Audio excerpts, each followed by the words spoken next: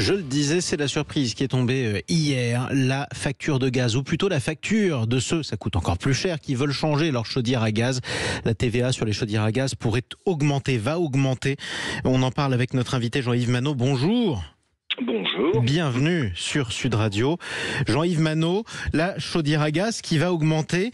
Je rappelle que vous êtes le président de l'association de consommateurs, la CLCV. Pourquoi cibler les chaudières à gaz ? Alors, historiquement, depuis quelque temps, on voulait presque interdire les chaudières à gaz dans les nouvelles installations. Évidemment, le gaz est une énergie fossile qui a des influences relativement importantes sur l'environnement, sur le gaz à effet de serre. Et donc, aujourd'hui, il est paradoxal d'avoir une TVA à 5,5 ou 10% pour les chaudières à gaz. Je pense que c'est le côté écologique du budget, à savoir que potentiellement il y a un certain nombre de décisions qui sont prises dans le budget, et notamment les chaudières à gaz, c'est une chose, mais nous avons aussi une intervention d'Agnès Pannier-Runacher, ministre de l'énergie, qui a dit il y aura un amendement complémentaire, on a un peu oublié, sur une augmentation des taxes sur le gaz. Bon, c'est pas bon signe.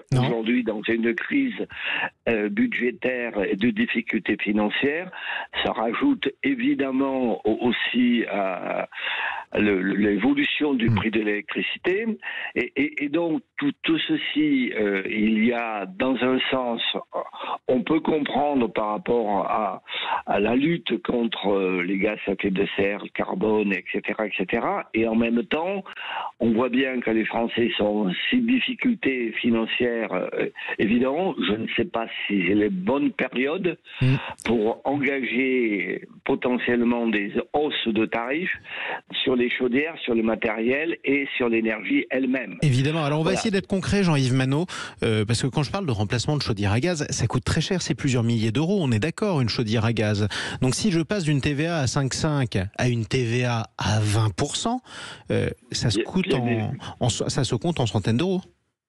Bien évidemment, donc c'est extrêmement compliqué et difficile, et potentiellement quand une chaudière dans une installation collective, dans un immeuble, etc., on ne peut pas changer l'énergie, bien évidemment. Donc il y a aussi la nécessité de remplacer la chaudière gaz.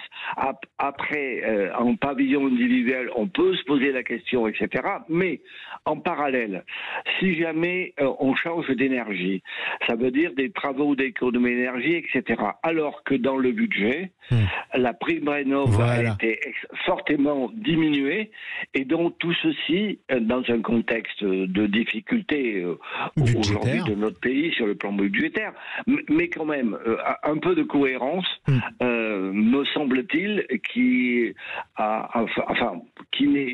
n'est pas dans les décisions qui sont prises correspondent aux besoins des Français. J'allais y venir justement, Jean-Yves Manot. Vous présidez une association de consommateurs. Alors vous êtes très porté notamment sur le sujet du logement à la CLCV et de l'énergie. On a d'un côté, c'est vrai, le gouvernement qui est accusé de ne pas être très écolo parce qu'il fait des économies sur l'enveloppe allouée à MaPrimeRénov'. Ce sont les aides qu'on vous versait pour changer de fenêtre, par exemple, pour isoler énergétiquement votre appartement. Et de l'autre, on augmente les taxes pour dire on est quand même écolo sur tout ce qui est censé polluer. En gros, ça veut dire que le gouvernement n'a retenu de l'écologie que son côté punitif, quoi. Alors, c'était effectivement le réflexe qu'on peut avoir, ce qui correspond à la réalité. Dans une recherche de financement à tout prix, bien évidemment, on est dans ce sens-là. La démarche est dans une démarche écologique peut se comprendre, mais en même temps, compte tenu de la réalité des finances et des Français, c'est assez anormal dans la période actuelle. Si je rajoute en plus que le chèque énergie qui a été touché par 5 800 000 ménages, on envisage sérieusement une modification du côté automatique qui était versé systématiquement en fonction des revenus, etc. Et alors que potentiellement c'est une chèque énergie qui va de 48 € à 240 €, eh bien ça sera une démarche volontaire de ceux qui potentiellement auront droit. Et objectivement, on voit bien que l'expérience de 2024 sur 1 million de foyers qui auraient pu toucher le chèque énergie, en fait, aujourd'hui, sur le site Internet, il n'y a que 35 000 demandes. Oui, ça ne marche pas beaucoup, effectivement. J'ai une autre question qui est importante.